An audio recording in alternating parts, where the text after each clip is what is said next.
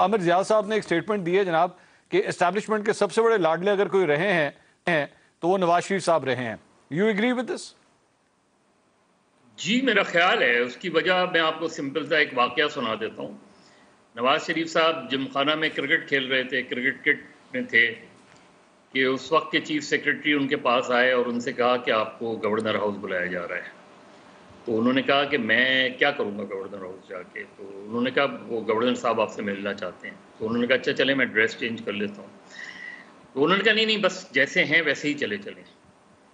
اور وہ governor house چلے گئے. جیلانی صاحب نے لان میں تھے, ٹہل رہے تھے. تو جیلانی صاحب سے انہوں نے جا کے ملوایا. جیلانی صاحب نے ان سے پوچھا کہ اچھا آپ کرکٹ کھیلتے ہیں؟ تو انہوں نے کہا جی میں کرکٹ کھیلتا ہوں. انہوں نے کہا آپ ویسے کیا کرتے ہیں؟ تو میں نے کہنے لگے اتفاق فیکٹری میں جو ہے وہ فائنانس دیکھتا ہوں. تو انہوں نے کہا کہ اگر آپ کو فائنانس منسٹر بنا دیا جائے تو کیسا ہے؟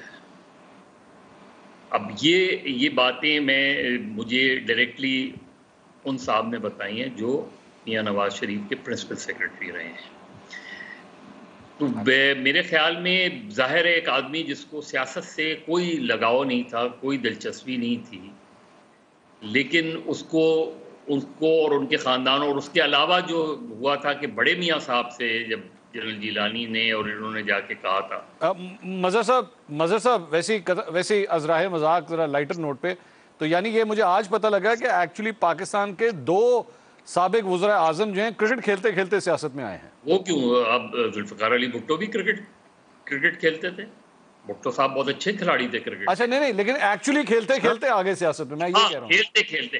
اب فرق دیکھیں, ابھی جب وہ بات ہو رہی تھی افتخار صاحب نے بھی بات کی, عامر ضیاء نے بھی بات کی, ہر دور کے اپنے وہ ہوتے ہیں. بھٹو صاحب جس وقت پرائم منسٹر بنے یا پریزیڈنٹ بنے تو ان کے پیچھے پورا ایک تجربہ تھا وزارتوں کا.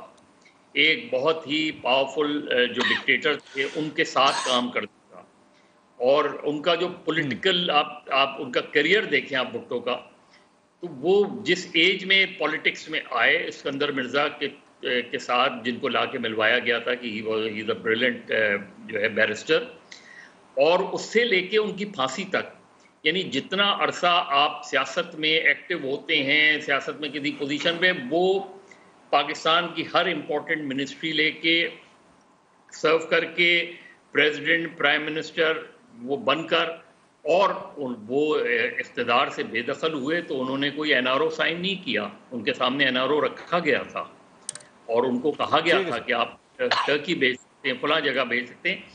تو انہوں نے ایک تاریخ رقم کی ایک میں. دیکھیے عمران خان 50 سال سے واحد پولیٹیشین ہیں جو 50 سال سے اسکرین پر ہیں.